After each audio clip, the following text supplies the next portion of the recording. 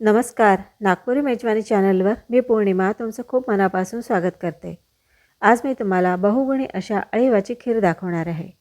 अळीवामध्ये भरपूर प्रमाणात लोह, folic acid, vitamin A, vitamin E आणि फायबर असतं.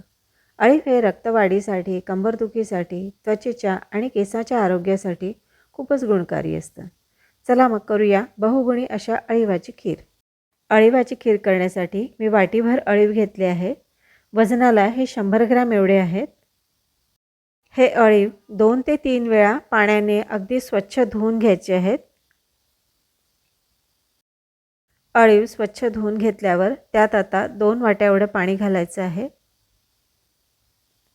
1 वाटी अळीवाला आपण 2 वाट्या पाणी घालत आहे. पाणी घातल्यावर हे छान मिक्स करून घ्यायचं. यातल्या सगळ्या गाठी मोडून टाकायच्या. हे आता झाकून याला 4 तास मुरू द्यायचं. आता हे अळीव पूर्णपणे भिजले आहेत. भिजल्यावर हे थोडे चिकट होतात. हे अळीव आता एका जाडबुडाच्या पातेल्यात काढून घ्यायचे आणि आता याला थोडंसं घोटून घ्यायचं, म्हणजे काही गुठळ्या वगैरे राहिल्या असतील तर त्या निघून जातात. यात आता 1 वाटी एवढं पाणी घालायचं आणि 1 वाटी गूळ घालायचा. 1 वाटी अळीवासाठी आपण 1 वाटी गूळ घेतलेला आहे. तुम्ही गुळाऐवजी यात नॉर्मल साखर किंवा खडी साखर देखील वापरू शकता. हे पातेलं आता आपल्याला गॅसवर ठेवायचं आहे. हे आता आपण शिजवून घेणार आहोत. अगदी मंद आचेवर याला शिजवायचं आहे. अळीव शिजायला साधारण 7 ते 10 मिनटं लागतात. फार वेळ लागत नाही शिजायला. याला असं थोडंसं ढवळत राहायचं, म्हणजे गूळ लवकर विरघळतो. आता यात पुन्हा एकदा 1 वाटी पाणी घालायचं आहे आणि याला छान मिक्स करून घ्यायचं. हे आता मंद आचेवर छान शिजू द्यायचं आहे. गूळ अगदी पूर्णपणे विरघळला पाहिजे. अळीव आता पूर्णपणे शिजलेले आहेत. यात आता चमचाभर एवढं तूप घालायचं. अळीव आणि गूळ दोन्हीही उष्ण असतात, त्यामुळे चमचाभर तूप जरूर घालायचं. हे अळीवाचं मिश्रण आता पूर्णपणे तयार झालेलं आहे. हेच मिश्रण वापरून आपण आता खीर करणार आहोत. खिरीमध्ये मी डिंक वापरणार आहे, त्यामुळे मी सर्वात आधी डिंक फुलवून घेणार आहे. जर तुम्हाला डिंक असा फुलवून घ्यायचा नसेल तर तुपामध्ये परतवून घेतला तरीही चालेल. ही खीर तुम्ही डिंकाशिवाय देखील बनवू शकता, पण डिंकसुद्धा आपल्या आरोग्यासाठी छान असतो. विशेषतः आपल्या हाडांसाठी खूप आवश्यक असतो. डिंक फुलायला तसा जास्त वेळ लागत नाही, लवकर फुलतो. याला सतत हलवत राहायचं, म्हणजे सर्व बाजूंनी अगदी व्यवस्थित फुलतो. डिंक आता अगदी व्यवस्थित फुललेला आहे. आता खीर करायला घेऊया. खिरीसाठी सर्वात आधी कढईमध्ये 2 टेबलस्पून एवढं तूप घालायचं. हे गाईचं तूप आहे. तूप तापल्यावर चमचाभर एवढं तांदळाचं पीठ घालायचं. तांदळाचं पीठ हलकं गुलाबी होईपर्यंत परतून घ्यायचं.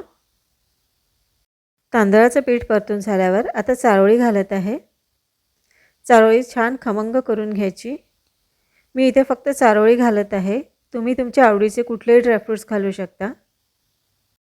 चारोळी परतून झाल्यावर आता 2 कप एवढं दूध घालणार आहे. हे गाईचं दूध आहे. शक्यतो गाईचंच दूध वापरायचं, कारण गाईचं दूध पचायला हलकं असतं. आता हे दूध आपल्याला थोडं आटवून घ्यायचं आहे. दूध आता छान आटलेलं आहे. आता यात फुलवलेला डिंक घालायचा आहे. डिंक घातल्यावर काही वेळ याला छान ढवळत राहायचं. यात आता अळीव आणि गुळाचं जे मिश्रण आपण तयार केलं होतं ते घालायचं आहे. 2 मोठे चमचे भरून घालायचं.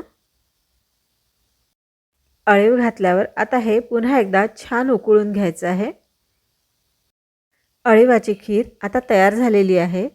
ही खीर सहसा बाळंतिणीसाठी केली जाते, पण जर कुणाला कंबरदुखीचा त्रास असेल किंवा केस गळतीचा त्रास असेल किंवा रक्तातलं हिमोग्लोबिन कमी झालं असेल तर असं कोणीही या खिरीचं सेवन करू शकतो.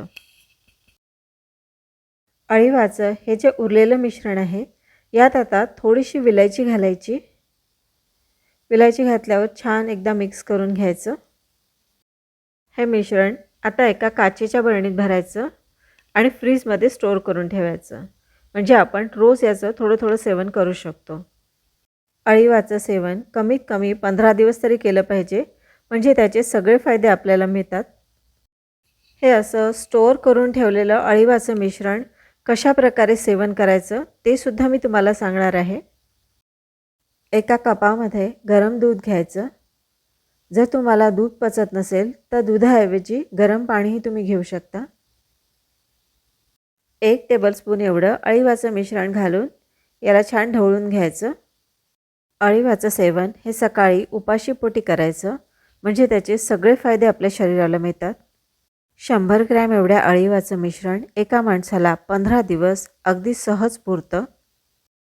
अशा प्रकारे अळीवाचं नियमित सेवन केल्याने केसांचं, त्वचेचं आरोग्य सुधारतं, हाडं मजबूत होतात, पचन सुधारतं, मासिक पाळी नियमित होते, सांधेदुखी कमी होते.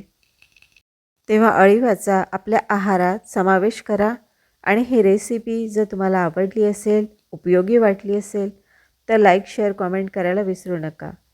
चॅनलवर जर तुम्ही नवीन असाल तर सबस्क्राईब करायला विसरू नका. पुन्हा भेटू नवीन रेसिपीसह. तोपर्यंत गुड बाय.